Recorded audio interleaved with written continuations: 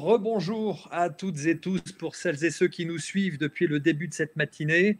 Bonjour à ceux qui viennent de nous rejoindre. Soyez les bienvenus dans ces 24 heures pour rebondir dans les territoires. C'est la thématique que Second Souffle et la CMA Centre-Val de Loire de l'Indre ont souhaité traiter comme sujet, un vaste sujet.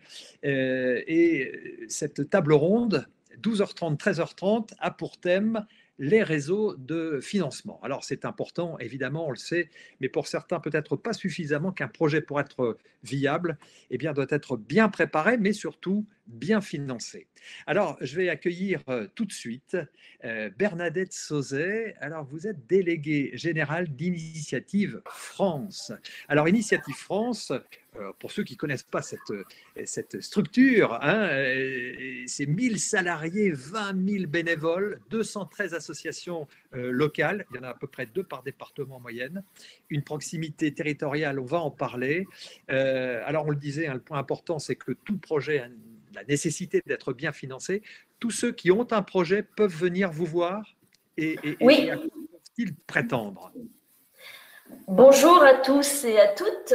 Oui, toutes les personnes qui ont un projet de création, de reprise d'entreprise ou de premier développement dans les premières années de leur entreprise peuvent taper à la porte d'une de nos 213 associations, donc très proches localement de tous les porteurs de projets, tous les entrepreneurs. Ils peuvent prétendre à un financement, bien sûr, un prêt d'honneur, c'est un prêt à la personne, sans intérêt, sans demande de garantie personnelle, et à un accompagnement du départ du projet, une fois que le projet commence à se formaliser, jusqu'aux 4 ou 5 premières années de l'entreprise.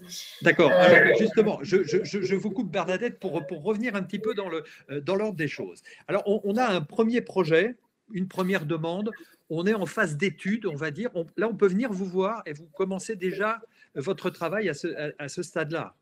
Oui, et on commence. Alors, on accueille tout le monde. Si quelqu'un a une idée, s'il tape à notre porte, on va l'orienter, s'il n'en est qu'au stade de l'idée, on va l'orienter vers la CMA, vers la CCI, vers BGE, vers ou un expert comptable qui pourra lui aider à monter son business plan. S'il n'y a personne sur le territoire, ça peut être nous aussi. Et alors après, une fois que le business plan est fait, une fois que toute l'étude est faite, une fois que le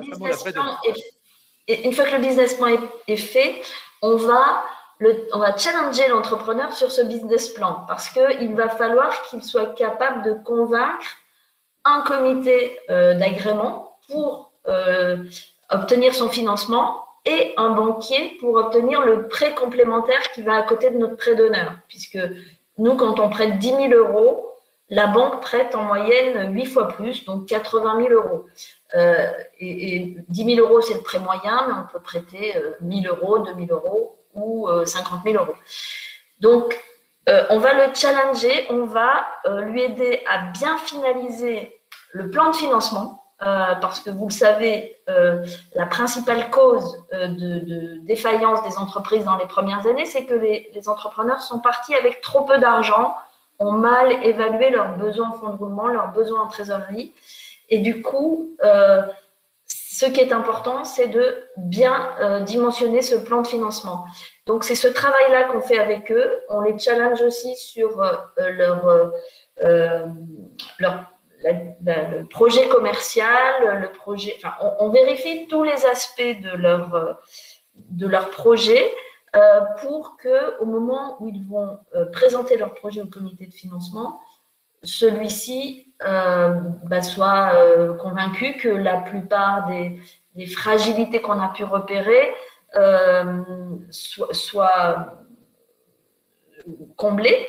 Et donc, le comité d'agrément, après, composé de chefs d'entreprise et d'experts financiers, comptables, banquiers, vont recevoir cette personne qui va leur présenter leur projet. Alors, à partir de là, donc, pour résumer, vous proposez, donc, à partir du moment où tous les voyants, hein, je dirais, sont au vert et que ce comité d'agrément a donné également son feu vert, il y a un prêt d'honneur, donc vous l'avez dit, sans intérêt et sans caution. Alors, il faut préciser bien sûr que ce prêt est remboursable et que ce prêt, vous l'avez dit aussi, va servir de levier aussi auprès des banques, puisque vous l'avez dit, Oui. c'est 8 euros prêtés par la banque. Oui, c'est un levier près des banques. On est en partenariat avec les banques depuis le début et c'est il y a 35 ans quand Initiative France a été créée, c'était un des grands enjeux. Notre prêt d'honneur, il renforce l'apport personnel. Pour ceux qui n'ont pas d'apport personnel ou pour ceux qui n'ont pas suffisamment d'apport personnel, comme c'est un prêt à la personne, le banquier va le considérer comme un apport personnel. Donc, c'était la première chose. Il y a un certain nombre de personnes qui ont des formidables idées, des formidables compétences commerciales et entrepreneuriales, mais qui n'ont pas assez d'argent. Donc, on est là pour leur permettre d'avoir suffisamment d'apport personnel et de convaincre un banquier. Et puis, beaucoup de gens qui créent une entreprise aussi n'ont pas le réseau entrepreneurial et de personnes autour d'elles pour les conseiller dans cette dynamique, dans cette nouvelle aventure entrepreneuriale. Et donc, nous réunissons dans chacune de nos associations des entrepreneurs expérimentés du territoire qui vont devenir les parrains, les personnes référentes sur lesquelles pourront s'appuyer ces nouveaux entrepreneurs pour consolider leurs projets. Oui, alors vous avez effectivement, il faut préciser qu'il y a à peu près 5000 parrains et marraines pour 10 000 entreprises à accompagner. Alors, comment appréciez-vous un dossier de demande de financement pour un projet d'implantation dans les territoires? Est-ce que vous êtes aussi présent dans les territoires? On est très, très présent dans les territoires. Vous disiez qu'on a 213 associations, mais en fait, chacune de nos associations peut avoir plusieurs lieux de comités. Et on a 500 lieux en France où se tiennent des comités. On a 800 points d'accueil, donc on est à moins de 30 à 40 minutes pour pratiquement tous les entrepreneurs. Et le comité d'agrément, ce sont des entrepreneurs du territoire qui connaissent la dynamique économique, les zones de chalandise, qui connaissent extrêmement bien le territoire. Et quand on analyse quand le comité prend sa décision, il a trois piliers sur lesquels il porte une analyse. Le projet, bien sûr, la capacité de ce projet à générer des ressources et des revenus pour l'entrepreneur et à créer des emplois même, hein, parce que les entrepreneurs qu'on soutient, en moyenne, c'est 2,6 emplois, dont celui d'entrepreneur. Donc, première, le projet. Deuxième, la personne, puisque c'est la personne qui vient physiquement ou en visioconférence depuis quelques mois présenter son projet. Et le troisième pilier, c'est le territoire, c'est-à-dire qu'on mesure l'adéquation personne-projet-territoire. Il y a des projets qui, sur un territoire donné, ont toutes leurs chances et d'autres qui n'ont pas de chance qui ont moins de chance sur ce territoire. C'était la réalité du monde jusqu'à maintenant. Aujourd'hui, il y a des projets qui peuvent être un peu hors sol, parce qu'avec le numérique, mais quand même, pour avoir des fournisseurs, pour avoir une zone de chalandise, on fait aujourd'hui multimodal, on va dire. Il y a souvent du direct et du numérique et du web.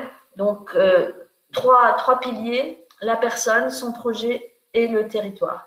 Et alors, je vous coupe sur les territoires, et donc notamment dans les zones rurales, il y a à peu près la moitié des projets qui n'ont pas de salariés et l'autre moitié avec des salariés, hein, c'est ça. Oui. Et avec des types de projets, c'est quoi? C'est plutôt des commerces, des artisans? Alors, c'est énormément de commerces. 50% sont ou des commerces ou des hôtels, cafés, restaurants. Comme c'est des secteurs hôtels, cafés, restaurants assez risqués pour la banque, Les banques nous font une grande confiance sur les reprises ou les créations de restaurants, cafés. Alors, évidemment, ils ont souffert, nos entrepreneurs, ils souffrent encore, mais c'est à peu près 20% de notre activité, 30% de commerce de centre-ville ou le dernier commerce d'un centre-bourg, d'un village. On parlait aussi des startups dans le… Oui, il y a beaucoup d'artisanat, 20% de services aux particuliers, et des startups. Oui, sur les 20 000, en gros, en moyenne, avant 2020, on était proche des 20 000 entreprises soutenues par an avec un financement. Il y en a à peu près 1000 qui sont des startups, c'est-à-dire qu'on peut financer autant le coiffeur, l'espace vert, le commerce local que là on a financé, figurez-vous, Fred Mazella il y a 15 ans. Donc on peut financer et on a aujourd'hui des très très belles… Fred Mazella qui est le patron de… le patron de Blablacar. De Blablacar, voilà. Blablacar, oui. Alors, vous avez aussi, alors, vous me disiez, un accord avec BPI, c'est récent? Ah oui, BPI, on a toujours eu un accord avec BPI, on a toujours eu des accords avec BPI en termes de contre-garantie, mais depuis, BPI s'est vu confier par l'État en 2018 la responsabilité de soutenir les réseaux d'accompagnement et de financement à la création d'entreprises. Donc, c'est notre grand partenaire à tous les réseaux au niveau national. Le réseau Initiative France est très, très soutenu par les conseils régionaux. Donc, toutes les régions soutiennent, et c'est le cas en Centre-Val de Loire, le réseau Initiative France, c'est les associations locales.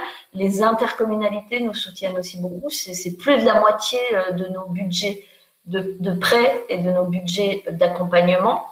Les collectivités locales sont très présentes, mais au niveau national, notre partenaire, c'est BPI France.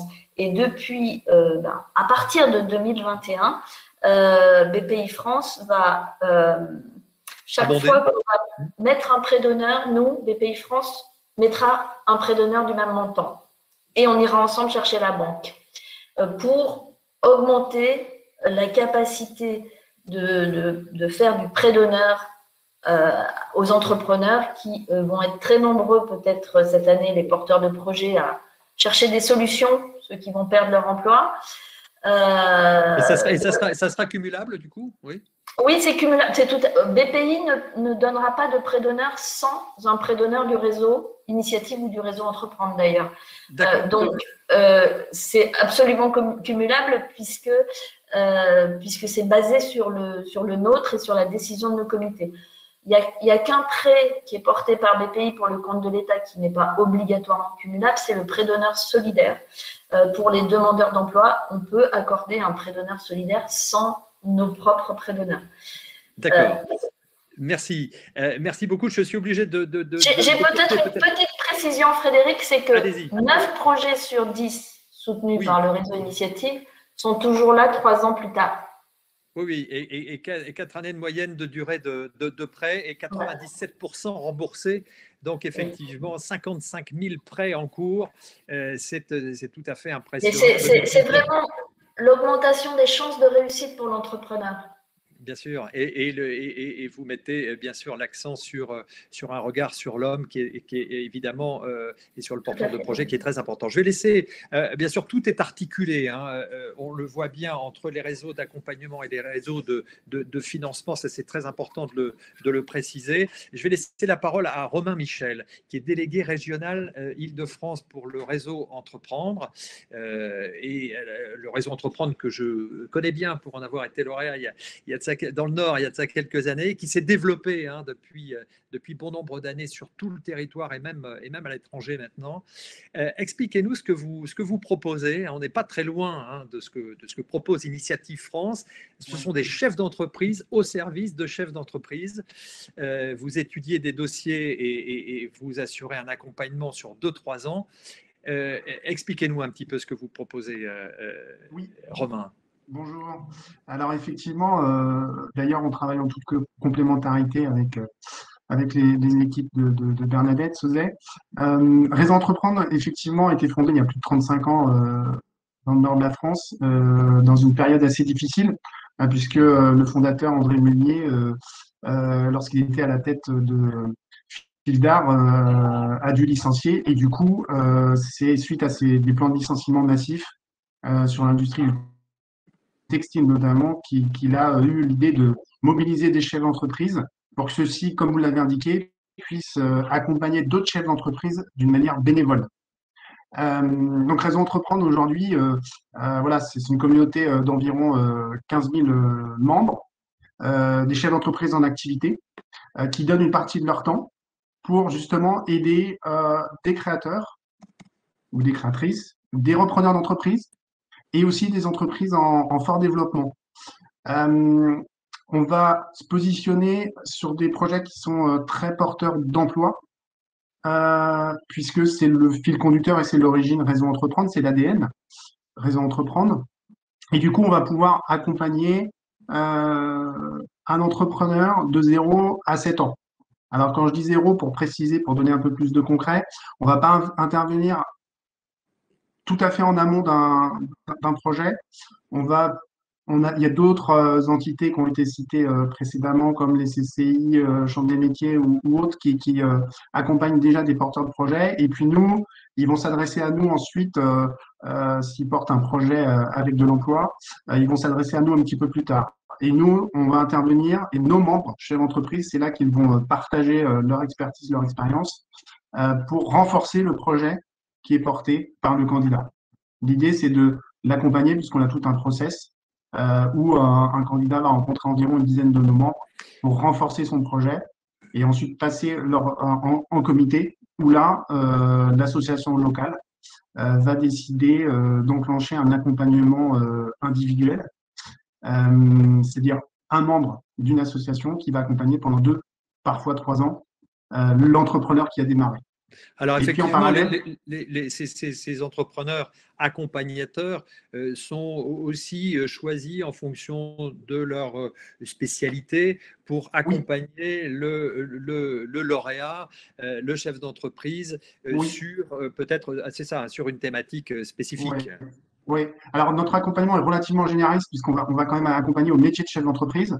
Mais Bien vous avez sûr, raison, on va essayer de trouver la bonne l'adéquation entre la bonne adéquation. ressource, le profil de notre membre et puis les besoins de l'entrepreneur.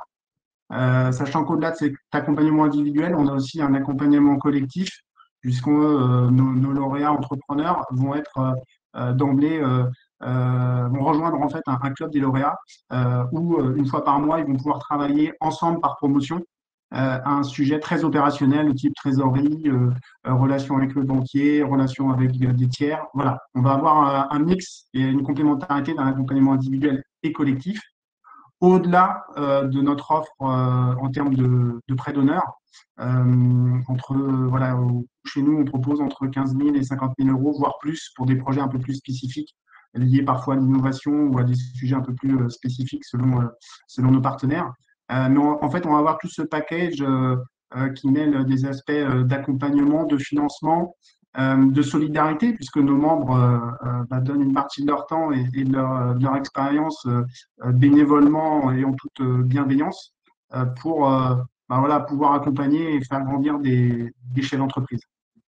Alors, on l'a compris, vous accompagnez des créateurs d'entreprises, des repreneurs d'entreprises, et Tout à également, fait. vous le disiez, dans le cadre du Ouais, programme Boost, de pouvoir faire gravir encore d'une marche des entrepreneurs qui veulent encore passer à l'étape suivante avec des financements complémentaires. Et quelle est l'actualité récente de Réseau Entreprendre? Vous pouvez nous en dire un mot alors, peut-être?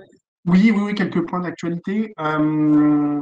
Sur les entrepreneurs en difficulté ou en potentielle future difficulté, là, nous sommes en train de déployer un système et un dispositif de référence, c'est-à-dire nous avons un certain nombre de membres en France qui vont donner encore plus de leur temps pour partager en fait ce qu'eux-mêmes ont vécu en termes de difficultés. Alors bien évidemment, il y a des difficultés que nous pouvons rencontrer actuellement par rapport au contexte, mais nous avons voulu voir le terme difficulté beaucoup plus large, qui peuvent toucher des notions de gouvernance d'entreprise, incendie d'un outil de production, pivot du modèle économique. Voilà, toutes ces notions-là, en fait, dès qu'on va avoir un de nos lauréats, un de nos membres, voire un entrepreneur qui n'est pas encore dans notre communauté, on va le mettre en lien avec un de nos membres qui a connu cette difficulté-là. Et donc, c'est du partage aussi bien, en toute bienveillance. Le membre expliquera comment lui, il l'a vécu, comment il s'est fait aider, comment il en est sorti et ce qu'il peut, entre guillemets, conseiller. Donc, on a cette notion-là, on est en plein déploiement, on vient de démarrer. Un autre sujet d'actualité, bah, c'est notre démarche sur les territoires, puisque c'est vrai qu'historiquement, nous n'étions pas forcément présents sur tous les territoires. Bon, on a plutôt bien la métropole. On a aussi une présence à l'international, mais en métropole, on est plutôt bien présent puisqu'on a un peu plus de 120 bureaux. Cependant, on est en train de travailler pour justement peut-être aller sourcer des porteurs de projets que nous n'avions pas forcément l'habitude d'aller chercher auparavant. Donc sur les territoires au sens large du terme, hein, les territoires ruraux bien sûr, il y a aussi les QPV, mais sur les territoires ruraux, voilà, on est en pleine réflexion sur quels peuvent être le ou les modèles pour justement aller accompagner des porteurs de projets locaux. Parfait. Merci. Oui. Voilà, non, c'était bon. Merci beaucoup, Romain. Je vais passer maintenant la parole à Philippe Paul. Vous êtes directeur de l'économie à la région Centre-Val de Loire. Alors, dites-nous un peu ce que vous, aussi votre champ d'action, bon, c'est assez large, hein, mais quel type d'aide proposez-vous à des créateurs ou des repreneurs d'entreprises?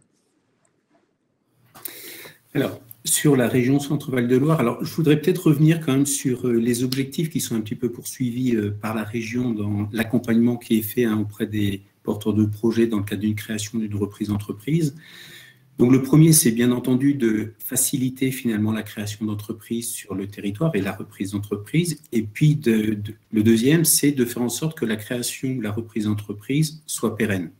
Hein, qu'elle dure dans le temps et que peut-être que ces chiffres que l'on a là, de dire que une entreprise sur deux ne vit pas au-delà de 5 ans, a décidé d'améliorer un petit peu ces scores-là. Or, de fait, dans notre accompagnement, donc il y a un premier temps qui est de faire en sorte de structurer un petit peu le réseau d'accompagnement. Donc là, vous avez eu des intervenants pour lesquels on participe au financement de leur action. Alors, ce sont les plateformes d'initiative locales, c'est le réseau Entreprendre, mais c'est aussi la chambre de métier, c'est la chambre de commerce, c'est la boutique de gestion, enfin tous les opérateurs que l'on a autour de la création d'entreprise. Mais c'est aussi participer finalement à l'abondement de fonds dans certains dispositifs tels que les plateformes pour pouvoir faire en sorte que les plateformes puissent attribuer des prêts donc auprès de ces porteurs de projets. Donc à côté de ce soutien qui est apporté finalement aux opérateurs de la création d'entreprise, parce qu'on part du principe que plus un projet sera accompagné, plus ses chances de pérennité seront fortes. Et par ailleurs, plus un projet sera accompagné en amont, plus il a de chances de créer des effets leviers, notamment sur le concours bancaire ou pour d'autres apports. Donc voilà, donc pour nous, l'accompagnement est primordial, hein, c'est-à-dire le financement, c'est un aboutissement, hein, parce que parfois les porteurs de projets commencent le projet par qu'est-ce que je pourrais avoir comme aide, mais l'aide finalement ou l'accompagnement n'est que l'aboutissement du projet, donc il faut redétricoter un petit peu tout ça, puis retravailler tout ça, et c'est le rôle des opérateurs. Et après, il y a tout ce qui est outils financiers qui sont mis à disposition des porteurs de projets. Et là, on a une multitude d'outils financiers. Alors, certains vont être dans une logique d'améliorer les fonds propres ou quasi-fonds propres. Donc, typiquement, c'est ce que vont faire le réseau Entreprendre et puis les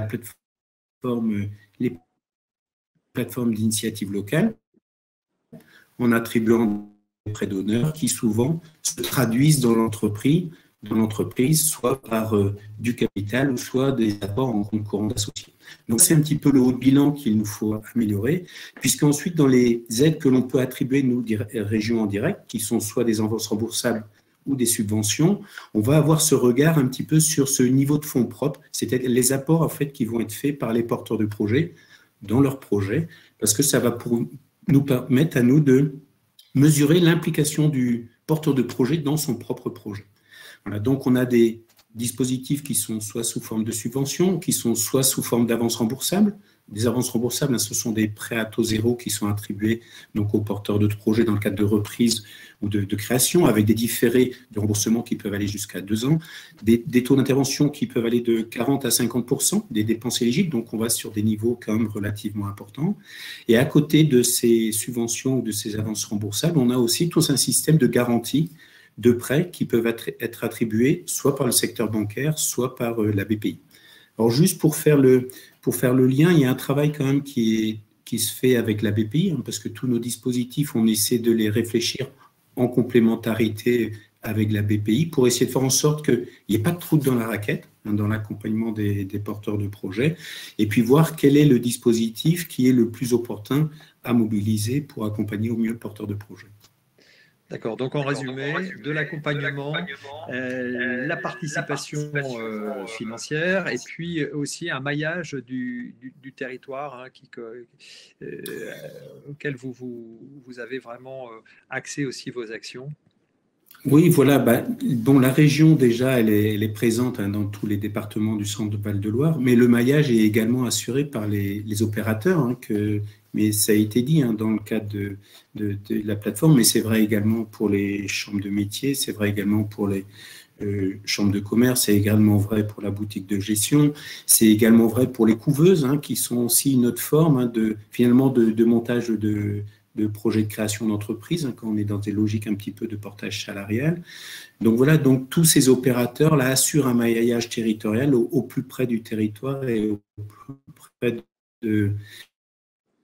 des porteurs de projets et de la population pour les accompagner dans leurs projets.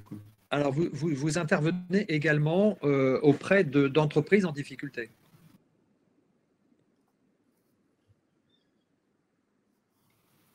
Alors, on a dit, sur les entreprises en difficulté, donc l'actualité fait qu'il y a eu plein de dispositifs là, qui ont été mis en place dans le cadre de la pandémie, ouais. Mais on a des dispositifs qui sont un petit peu plus, on va dire, structurels, qui sont dans nos lignes traditionnelles. Alors là aussi, on a tout un accompagnement qui est assuré auprès des dirigeants d'entreprise qui peuvent rencontrer des difficultés passagères, donc avec notamment le groupement de prévention agréé, là où ce sont finalement soit des avocats, soit des experts comptables, soit des banquiers, soit d'anciens juges de tribunaux de commerce qui bénévolement interviennent donc auprès des dirigeants pour essayer de trouver des solutions donc aux problématiques qu'ils peuvent rencontrer. Mais c'est également le vrai par le financement qu'on peut faire auprès de chambres de commerce ou de chambres de métiers qui peuvent accompagner donc finalement les chefs d'entreprise qui rencontrent des difficultés. Et puis, on a un dispositif un petit peu spécifique aussi qu'on appelle, nous, le fonds de prévention. C'est-à-dire que pour des entreprises qui sont en sortie de mandat ad hoc ou de conciliation, donc on peut attribuer un prêt comme ça à taux zéro auprès de l'entreprise pour reconstituer un petit peu de trésorerie dans l'entreprise et lui permettre de redémarrer dans de bonnes conditions de son entreprise. Et là, jusqu'à quoi, 50 000 €, c'est ça à peu près? Alors, ça va dépendre un petit peu de la taille de l'entreprise. Quand on est sur des entreprises inférieures à 4 salariés, c'est 20 000 €. Et quand on est sur des entreprises supérieures donc à 4 salariés jusqu'à 25 salariés, c'est 50 000 €. Et après, dans la continuité, on a un autre dispositif qui s'appelle le CAB Rebond, qu'on travaille justement avec BPI, ou le BPI est l'instructeur justement pour ce dispositif qu'on abonde. C'est pour donc attribuer un prêt à taux zéro à nouveau auprès des entreprises dans le cadre de redémarrage d'activité. Et pour vous donner un ordre d'idée, on l'a doté de 15 millions d'euros là, sur cette année et l'année prochaine. Alors, si on est intéressé pour venir dans votre région, comment on fait? Qu'est-ce que vous nous conseillez de faire comme démarche par rapport à votre structure de la région? Alors, voilà, nous, la région, on ne sera pas le premier interlocuteur du porteur de projet. C'est les opérateurs qui vont intervenir auprès du porteur de projet. On n'est pas en première ligne, on n'est pas en accueil du porteur de projet, ce sera plus tout le réseau qui est présent sur le territoire, qui va accueillir les porteurs de projet, qui va travailler avec eux les projets. Voilà, donc on ne va pas être en première ligne, on va être plus dans un second temps lorsqu'on sera sur nos dispositifs financiers. Après, on a également une agence régionale qui s'appelle DevUp, donc en région Centre-Val de Loire, qui là va pouvoir accompagner des projets, mais c'est un petit peu plus spécifique si on est sur. On en parlera notamment dans une table ronde suivante. Ouais. Voilà. Où on est sur des projets un peu plus innovants, voilà, qui vont être un petit peu un peu différents, quoi. Et alors, si on a vu par exemple une entreprise qui nous intéressait, on peut éventuellement, vous pouvez nous aider ou alors c'est également.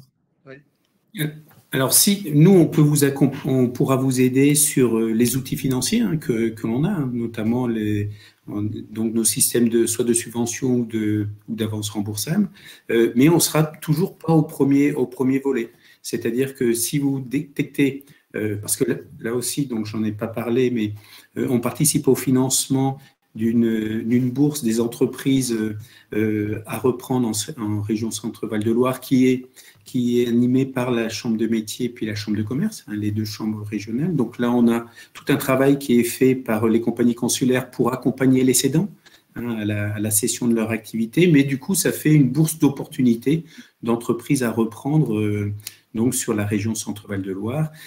Et une fois qu'on a détecté un projet qui pourrait nous intéresser, après, ce sont les opérateurs que j'évoquais tout à l'heure qui vont vous accompagner dans la construction de votre projet, dans l'ingénierie financière de votre projet. Et nous, on sera, parce que les opérateurs ont connaissance de nos dispositifs, donc ils nous solliciteront pour voir si on peut accompagner le projet dans son financement. D'accord, donc on voit effectivement que ce qui pêche souvent, c'est le manque d'accompagnement et la structuration financière. On le voit depuis le début de cette table ronde, doit être évidemment solide et que l'enjeu, c'est bien sûr la pérennité. Donc c'est évidemment pour ça que toutes ces structures vous accompagnent pour assurer la pérennité de votre entreprise. Alors, merci beaucoup Philippe Paul pour votre intervention. On va compléter un peu la panoplie des outils financiers pour notamment dans le cadre du démarrage d'un projet de création avec Sophia Essalama. Alors, Sophia Essalama, vous êtes accompagnatrice de projet sur la plateforme de financement participatif Ulule. Alors ça parle sûrement à certaines personnes. C'est une plateforme française, il faut le préciser, qui a été créée donc en 2010, me semble-t-il, donc ça fait un peu plus de 10 ans. Et puis, donc, il y a un bureau en France, à Paris, et puis à Montréal également. Vous êtes traduit en 8 langues et vous êtes aujourd'hui 7 accompagnateurs de projets avec des spécialités. Alors, cette plateforme de financement, comment fonctionne-t-elle ? Bon, merci pour cette introduction et bonjour à toutes et à tous. Donc voilà, comme Frédéric le disait, moi c'est Sophia, je suis accompagnatrice de projet chez Ulule. C'est donc une plateforme de financement participatif.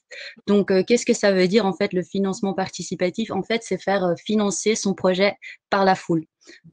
Donc c'est plein de. C'est-à-dire tout le monde peut participer au projet, quel voilà. qu'il soit sur tout le territoire. Voilà, tout à fait. C'est vraiment le but, en fait, de parler du projet au plus de monde possible, justement pour voir s'il suscite l'intérêt du grand public et de voir est-ce qu'ils veulent soutenir ce projet. Mais bon, bien sûr, il y a plein de sortes de plateformes de financement participatif. Ulule, c'est une plateforme de financement participatif, ouf, ça devient long, de don pour don. Donc, ça veut dire… Qu'est-ce que ça veut dire ? Voilà, ça veut dire qu'en fait, les gens, ils vont contribuer à votre projet. Donc, vous allez l'expliquer clairement de quoi il s'agit. Et ensuite, les gens vont contribuer, mais vous, en retour pour leur contribution, vous allez donner quelque chose de concret. Donc, par exemple, si vous avez une marque de chaussures et que vous dites, voilà, moi, en fait, je voudrais bien tester pour voir quel modèle marche le mieux. Alors vous pouvez lancer une campagne de crowdfunding sur Ulule de pré-vente pour proposer vos différents modèles de chaussures et les gens pourront du coup acheter vos paires et celles qu'ils préfèrent.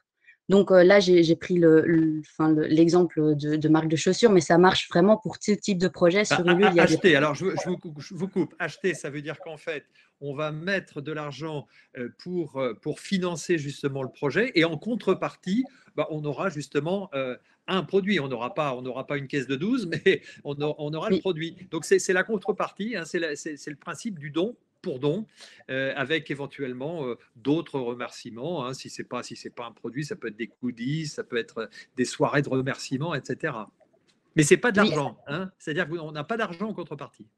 Voilà, tout à fait. Il y a d'autres plateformes qui font ça, que c'est plutôt les gens, ils vont vraiment prendre une part de l'entreprise comme contrepartie, mais ça, sur Ulule, c'est pas possible. Il faut vraiment proposer des contreparties concrètes. Donc, ça peut être de l'ordre matériel. Donc, ça, c'est vraiment un goodies, c'est le produit. Ça peut être des contreparties symboliques. Donc, c'est plutôt une carte de remerciement, une soirée de remerciement, des choses de cet ordre-là. Ou ça peut être de l'expérientiel. Donc là, c'est si vous proposez un service, par exemple, ou vous pouvez proposer des ateliers et tout. En fait, c'est surtout pour tester un peu votre projet auprès Alors voilà, du grand public. justement, qui peut avoir recours à ce type de financement? Ouais. C'est surtout en fait des projets qui sont déjà assez concrets, parce que voilà, vous allez quand même le présenter au grand public, il faut leur donner envie de contribuer au projet, donc il faut que vous sachiez déjà assez bien quel est le projet et quelle contrepartie est-ce que je peux proposer. Donc voilà. Alors, comment ça se passe? Alors, on peut déposer un projet. Comment c'est fait? Vous étudiez quand même, vous étudiez la validité, hein, de ce projet. Comment ça se passe? Oui, alors donc sur Ulule, il faut avoir un projet concret qui est la portée publique. Donc ça veut dire si vous avez un projet, par exemple, parce que vous voulez partir en vacances avec votre famille, ça, ce sera pas possible de le faire financer sur Ulule parce que la personne en rue aura pas trop envie de contribuer à ça. Par contre, si vous avez vraiment, je pense que toutes les personnes ici ont un projet vraiment assez concret et qui est vraiment dans le but de toucher d'autres personnes et d'avoir une communauté autour de ce projet. Alors là, pour le coup, vous pouvez lancer une campagne sur Ulule, mais ça peut être un projet donc entrepreneurial, associatif ou culturel. Donc, par exemple, il y a aussi pas mal de groupes de musique qui lancent leurs projets pour financer leurs CD ou leurs clips vidéo, par exemple, ou les projets associatifs qui veulent ouvrir un lieu pour leur association peuvent aussi lancer une campagne de crowdfunding, ou je pense que dans ce cas, le plus important, c'est vraiment les projets entrepreneuriaux qui veulent tester leurs produits, tester leur idée, peuvent donc aussi lancer une campagne sur Ulule. Et comment est-ce que ça fonctionne? Oui. En fait, si vous dites, voilà, moi j'aimerais bien lancer ma campagne de financement participatif, vous pouvez donc aller sur notre plateforme et il y aura un petit bouton lancer mon projet. Et là, vous devez clairement nous dire quel est mon projet, est-ce que je veux proposer des contreparties, quel est le budget que je recherche, parce qu'il faut quand même garder en tête que via une campagne, c'est plutôt un montant de 5 000 € qui est collecté. Donc, ce n'est pas des montants astronomiques, mais c'est surtout plutôt pour le tester, son idée, et plutôt voir ça comme un complément. Et puis, nous, de notre côté, on va regarder, est-ce que ce projet est éligible? Est-ce que c'est un projet concret? Est-ce qu'il est à la portée du grand public? Si on dit oui, alors vous êtes validé sur notre plateforme et vous avez accès à une page brouillon où vous pouvez donc créer votre page, donc parler de votre projet, choisir quelle contrepartie vous allez proposer. Et comme on a déjà dit les autres intervenants, c'est hyper important d'être accompagné. Donc, il y aura aussi un fil de discussion avec votre accompagnateur. Donc, comme je le disais, moi, je suis accompagnatrice de projet, mais on est une équipe de 7 et on a chacun notre catégorie dans lesquelles on est référent. Donc, moi, par exemple, je m'occupe surtout des projets solidaires et audiovisuels, mais il y a ma collègue qui fait les projets mode, il y en a une autre qui fait les projets d'édition. Il y a vraiment tout type de projet et à chaque fois, il y a vraiment un accompagnateur dédié qui est expert dans cette catégorie qui vous accompagnera tout au long. D'accord, très bien. Alors, il y a à peu près un mois et demi, hein, une campagne dure à peu près Oui. un mois et demi. Ça permet de se faire connaître, de co-créer, de préacheter éventuellement, il faut prévendre en tout cas des produits. On a dit que le montant collecté, c'était à peu près 5 000 €, mais il n'y a pas véritablement de plafond. Hein. Vous ne le limitez pas si ça va au-delà, ça monte. Vous avez d'ailleurs des records qui ont atteint près d'1 million € euros, notamment pour des youtubeurs qui voulaient lancer un petit peu voilà, un bouquin ou une édition. Et par contre, si l'objectif minimum n'est pas atteint, alors qu'est-ce qui se passe? Oui, donc ce qui est important à savoir, c'est aussi, bah, voilà, la campagne, elle va durer entre un mois et demi, et vous devez vous mettre un objectif financier. Donc, ça doit être un montant ou un nombre de préventes que vous voulez collecter à la fin de cette durée. Et si vous n'avez pas atteint cet objectif, en fait, tout le monde est remboursé automatiquement. Donc, ça veut dire que vous recevez rien. Mais donc, c'est hyper important de partir sur le minimum dont vous avez besoin, parce que souvent, en fait, les porteurs de projets, ils atteignent leur premier objectif dans la première semaine. Et ensuite, ils vont à chaque fois parler d'un deuxième palier. Donc, ils vont dire, bah voilà, on a atteint les 100%, mais avec 150%, on pourra faire ça en plus. Donc, à chaque fois, c'est vraiment inciter les gens à continuer à contribuer, même si vous avez atteint votre premier objectif. Et pour vous aussi, d'être sûr que vous allez recevoir les fonds par après. Et donc, il n'y a pas du tout de plafond. Hein. Donc, même si vous mettez votre premier objectif à 100 euros, vous pouvez collecter à l'infini. Il n'y a pas de plafond. Oui, d'accord. Alors, 78% des projets sont ainsi, se font financer. Hein. Vous avez à peu près 35 000 projets, une communauté de plus de 3,5 millions de Ululeurs, c'est comme ça que vous les appelez. Oui. Alors, moi, je me posais la question de savoir si c'est finalement, est-ce que c'est pas mauvais, est-ce que c'est si le financement se fait, mais s'il se fait pas, si le projet est jugé mauvais, est-ce que c'est pas un peu contre-productif finalement? Non, en fait, déjà, le taux de succès est de 78%, donc il est assez haut. Et en effet, quand les gens n'ont pas réussi leur campagne de crowdfunding, ça ne veut rien dire par rapport au projet.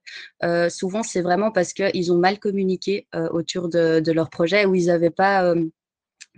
parce qu'ils se disaient, moi, je lance ma campagne, et puis les gens vont arriver tout seuls sur ma page Ulule, tandis que c'est pas comme ça que ça fonctionne.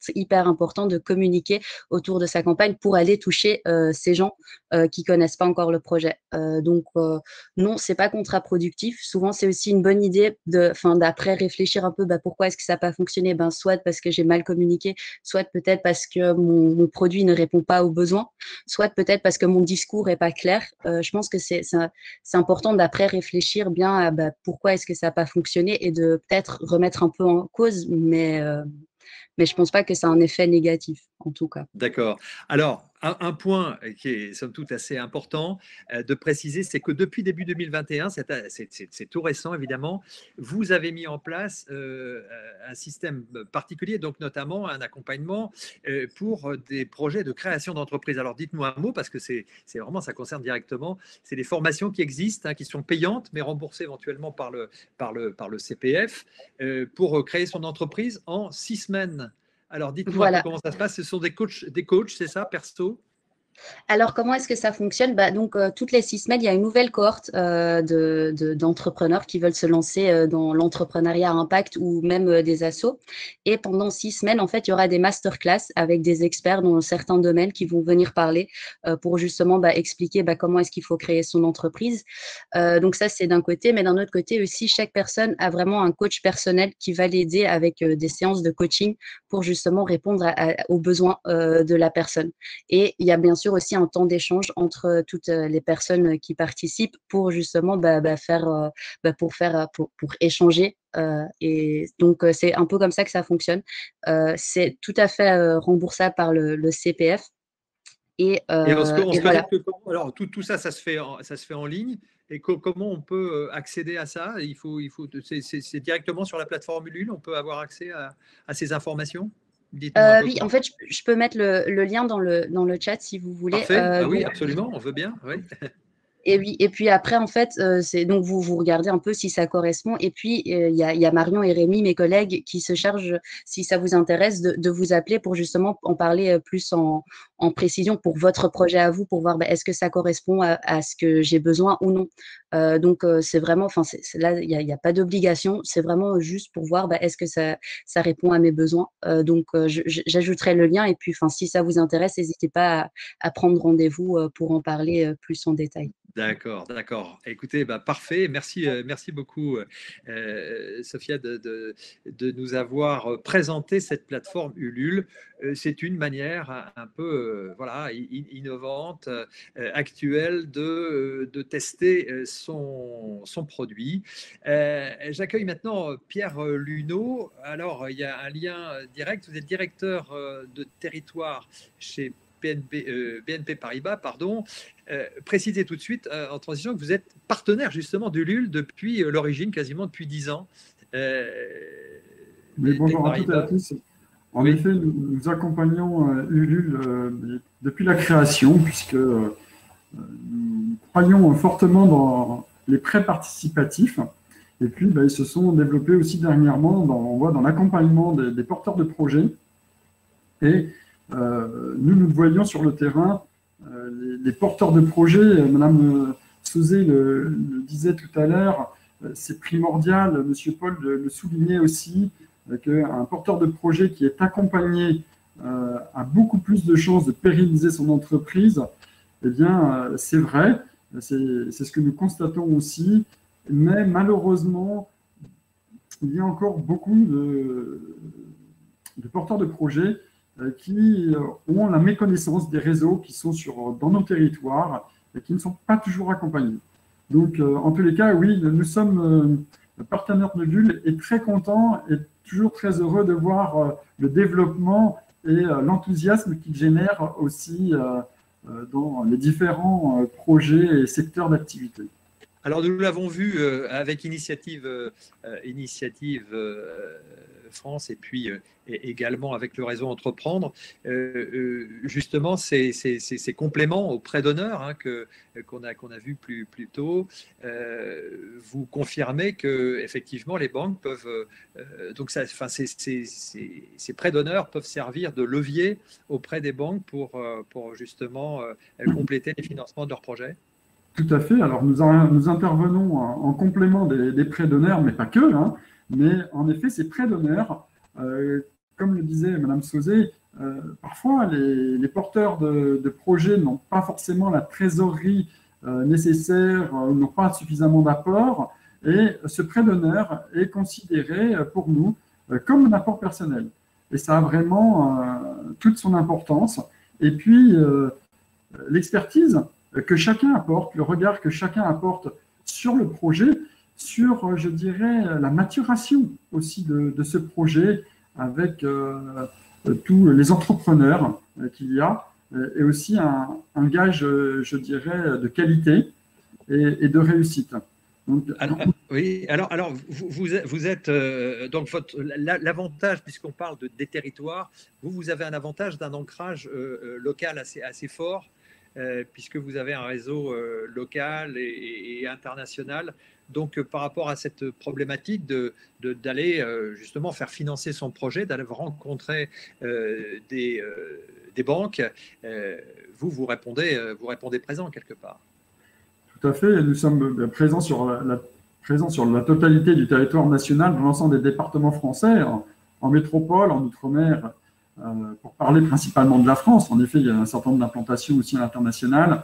Dans chaque département, nous sommes présents. Dans chaque agence, il y a des personnes qui s'occupent des professionnels et qui ont une formation pour cela.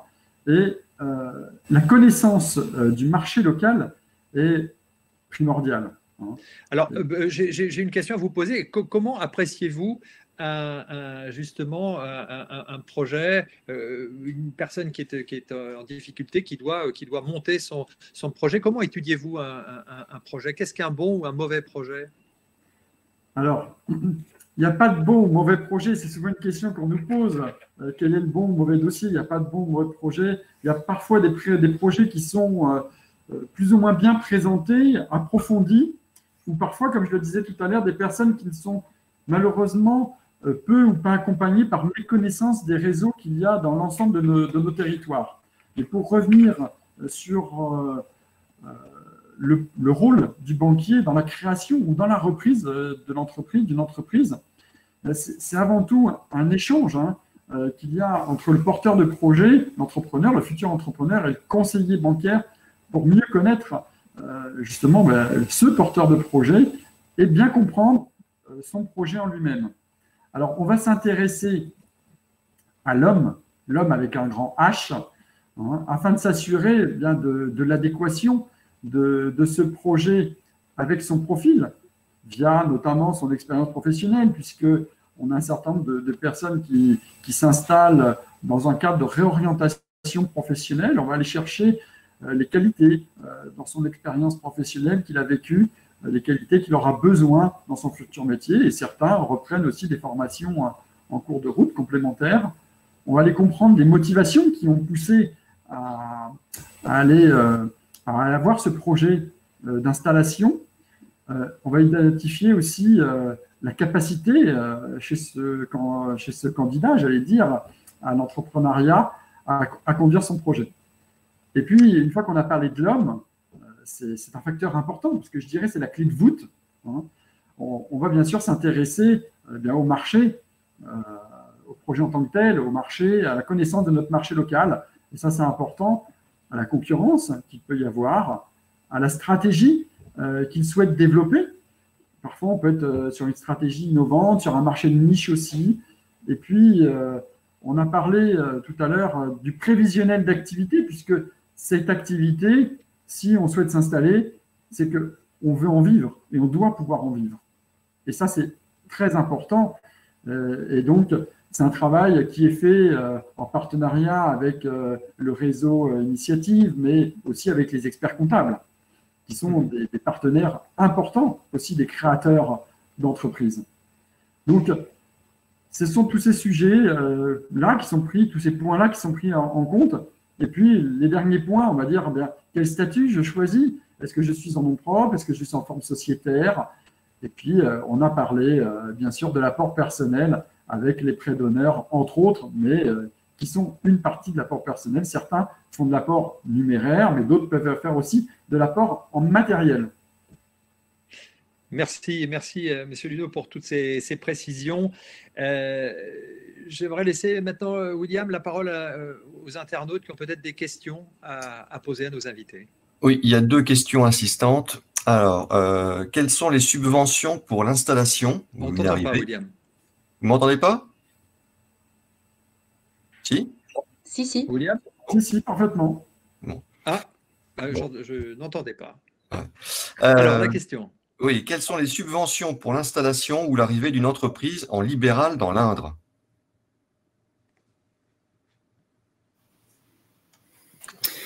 Alors, comme on est en subvention, c'est ça, la personne ne cherche pas un prêt, elle cherche vraiment une subvention. Oui. Alors, moi sur les subventions, ça va dépendre un petit peu du type de projet, de la dimension du projet, du secteur d'activité du projet. Et parce que, pour vous donner un exemple, sur la création d'entreprise, nous, on a un dispositif qui est un double effet, en fait, qui a une partie subvention et une partie avance remboursable. Mais lorsqu'on est sur un projet qui est inférieur à 50 000 €, on peut aller jusqu'à 40% de prise en charge des dépenses éligibles. Donc, ça demande aussi de regarder un petit peu quelles sont les dépenses éligibles. Mais en règle générale, ce sont les investissements amortissables que l'on prend ou le rachat de parts sociales lorsqu'on est dans le cadre d'une reprise. Et puis, on va être donc sur 40% qui vont être en subvention. Hein. Donc, voilà.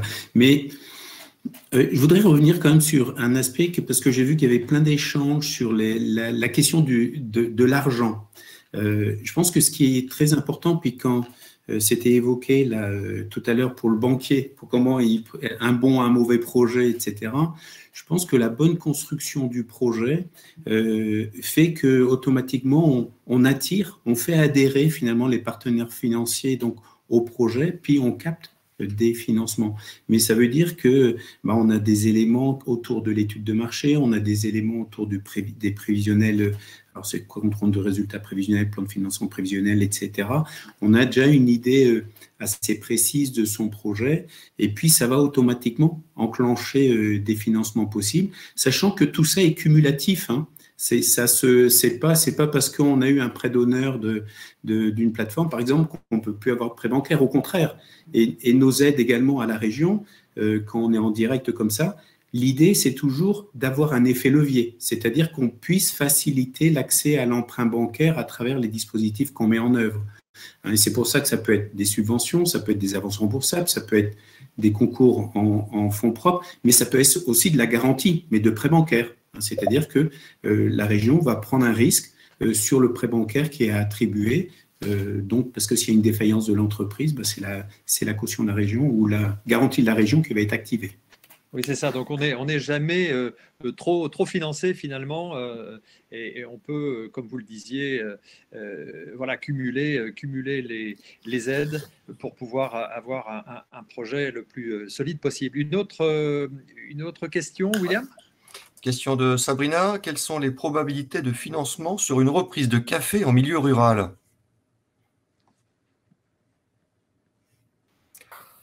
Peut-être pour Initiative France, cette question? Oui, alors probabilité, je ne peux pas vous dire, c'est projet par projet. En tout cas, le réseau Initiative et les plateformes initiatives de la région Centre-Val de Loire, puisqu'on a beaucoup bien sûr, d'habitants et de personnes qui souhaitent s'installer dans cette région. Le projet, il est examiné en fonction, projet par projet, c'est du sur-mesure, hein, donc on ne peut pas vous donner des probabilités. On peut vous dire que oui, si ce projet et la personne qui le porte sont solides et qu'il y a un besoin, ça répond à un besoin, une solvabilité sur ce territoire à cet endroit-là, il aura toutes les chances d'obtenir un financement. Par contre, si l'analyse fine de ce projet montre que c'est trop fragile et que l'entrepreneur ne va pas pouvoir en vivre, eh bien, il y aura, en tout cas, il n'y aura pas de soutien de la part de la plateforme Initiative France du territoire. Le soutien vient pour permettre à l'entrepreneur de passer à l'acte de création et de gagner sa vie avec cette entreprise. C'est vraiment du sur-mesure. On ne peut pas vous dire les probabilités. En moyenne, 8 projets sur 10 qui sont présentés en comité, ou 85%, reçoivent un avis favorable et un prêt d'honneur. Donc, si vous arrivez à la porte d'un comité d'agrément Initiative France, vous avez plus de 8 chances sur 10 d'obtenir le prêt. D'accord, très bien. Merci beaucoup Bernadette pour ces précisions. Alors c'est bizarre parce que moi, je n'entends pas du tout William s'exprimer, donc je n'entends pas les questions, je suis un peu embêté. Tu m'entends pas, là. Est-ce qu'il y a encore une autre question, peut-être une dernière question, vu l'heure? Il y a une question Ulule. Créer une campagne de financement sur Ulule est-il payant? Une commission est-elle prise par Ulule? Alors, c'est pas payant pour lancer sa campagne de financement participatif sur Ulule. Par contre, en effet, on prend une commission. Si le projet a atteint son objectif, on prend une commission sur la totalité de la somme collectée via la plateforme, qui est de 8%. Mais si à la fin de la campagne, vous n'avez pas atteint votre objectif, tout le monde est remboursé et Ulule non plus prend pas de commission. Une dernière question. Voilà, qui est précisée. Peut-être une toute dernière question que je n'entendrai pas, mais je pense normalement, tu dois l'avoir à y l'écran. répondre. Les régions viennent chercher des entrepreneurs Île-de-France. Comment est-elle dans le déménagement, aménagement, installation locale? Je ne sais pas si Philippe Paul peut-être répondre ou qui peut répondre? Alors, c'est compliqué du coup. Parce que là, on est justement en train de réfléchir à un dispositif justement avec l'agence régionale, la DevUp, mais aussi avec les territoires, pour voir comment on peut faciliter l'installation finalement de porteurs de projets sur le territoire.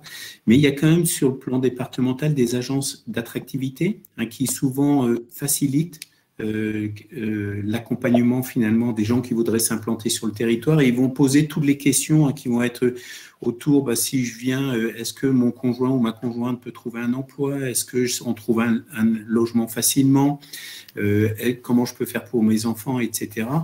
Donc on a des départements qui font ça, donc ce sont des agences départements, puis on a les métropoles aussi qui ont des dispositifs pour l'accompagnement des porteurs de projets sur le territoire. D'accord, parfait. Frédéric, peut-être une précision aussi, si quelqu'un veut entreprendre dans un territoire, s'il tape à la porte d'une plateforme Initiative France, il va tout de suite rentrer en contact avec une centaine de personnes, avec les gens du territoire, dès qu'il va présenter son projet en comité et être intégré dans le réseau de la plateforme. Du coup, ça va. Nous, on ne lui apportera pas de subvention, mais on lui apportera un réseau presque d'amis tout de suite. C'est ça. Et ça, c'est quand même très, très important, effectivement. On l'a dit depuis le début de cette journée, ne pas rester seul et tout de suite être accroché, en fait, de pouvoir s'appuyer sur tout un réseau de connaissances, de pairs, et pour pouvoir effectivement avancer, avoir toutes les informations qui vont lui arriver au fur et à mesure de l'établissement de son projet. Et c'est gratuit. Et c'est gratuit. Voilà. Bien, écoutez, merci à tous les intervenants de cette table ronde. Une table ronde voilà, d'1 heure autour de cette vaste et importante thématique du financement de vos projets de création ou de reprise. Donc, les structures existent. N'hésitez pas, bien sûr, à aller les rencontrer. Ils sont là, bien sûr, pour vous, avec leurs spécialistes. Donc, vous pouvez, bien sûr, encore et toujours participer au tirage au sort en cliquant sur le lien disponible dans le chat à la fin de ce webinaire. Hein. Ça, c'est pour participer à ce concours hein, qui est mis à votre disposition aujourd'hui, qui est organisé par Second Souffle et par la CMA de l'Indre et l'agence d'attractivité hein, de l'Indre qui dote ce prix qui sera dont on aura évidemment le résultat en fin de journée. Et puis, n'hésitez pas à vous inscrire au prochain webinaire qui a lieu tout à l'heure, si ce n'est pas encore fait. On se retrouve à 14h, c'est ça, 14h tout pile, de 14h à 14h45, avec la thématique s'implanter dans un territoire, comment bien choisir sa région, quels sont les critères auxquels il faut veiller particulièrement pour s'implanter en région. On y répondra avec nos invités tout à l'heure. Je vous laisse, à tout à l'heure, bon appétit et puis voilà, cliquez et participez au concours surtout. À tout à l'heure. Merci à tous.